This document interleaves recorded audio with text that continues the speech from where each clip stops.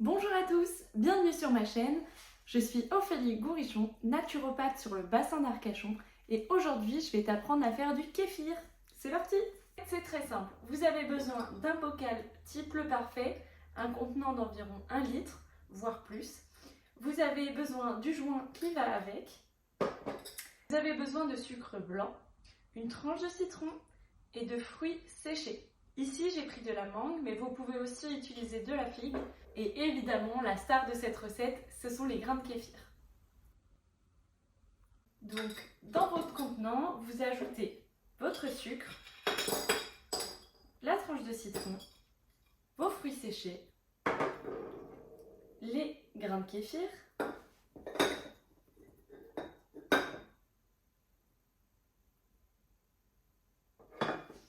et évidemment l'eau. C'est important d'utiliser une eau qui est non filtrée.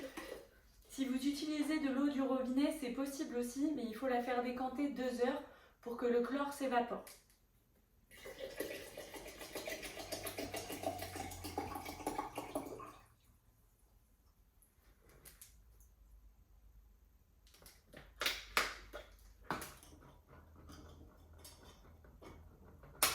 Hop. Ici, l'important, ça va être de venir secouer un petit peu pour que le sucre se dissout, car moi j'ai utilisé des sucres en morceaux. Une fois que c'est fait, vous mettez ce contenant dans un placard dans le noir et vous le laissez tranquille environ 48 heures. Une fois que votre fruit séché sera remonté au niveau du citron, c'est que la fermentation numéro 1 sera finie. Et maintenant, je vais vous montrer comment on fait la fermentation numéro 2. Maintenant que le fruit séché est revenu au niveau de la figue, vous allez prendre une passoire et de quoi recevoir votre boisson.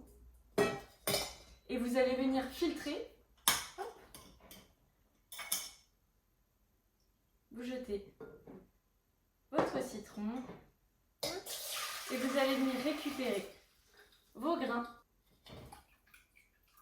À cette étape-là, vous allez avoir de plus en plus de grains de kéfir, car ceux-ci se reproduisent à chaque fermentation. Soit vous pouvez les donner autour de vous, ou alors en donner aussi dans les magasins bio.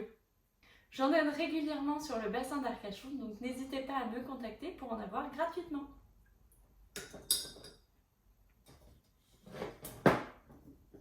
Donc une fois la boisson filtrée, on va venir la passer dans un contenant type bouteille à limonade, avec un bouchon comme ceci. C'est vraiment très important car la fermentation peut faire sauter les bouchons classiques.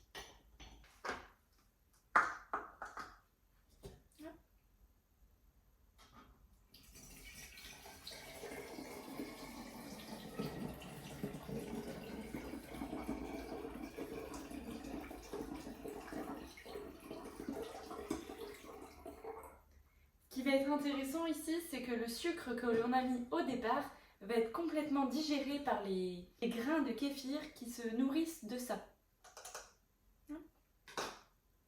Arrivé à cette étape-là, vous avez deux possibilités. Soit le consommer directement, si votre kéfir est suffisamment fermenté, donc pour ça vous voyez des petites bulles. Vous pouvez également le goûter, ou alors vous pouvez attendre encore 48 heures et celui-ci sera encore plus pétillant. Moi, à cette étape numéro 2, j'aime bien aromatiser mon kéfir. Ici, je vais ajouter du thé blanc à saveur pêche, parce que j'aime beaucoup cette saveur. Mais vous pouvez aussi ajouter des fleurs d'hibiscus, vous pouvez ajouter de la verveine citronnée, c'est vraiment en fonction de votre goût. Vous pouvez aussi ajouter du gingembre, ça rendra le kéfir encore plus pétillant. Ah. C'est reparti pour 48 heures pour moi de fermentation. Et maintenant, place à la dégustation. J'avais préparé ce kéfir en amont. Écoutez bien. C'est très pétillant. Faites attention quand vous ouvrez la première fois la bouteille, vous pouvez avoir des petites explosions.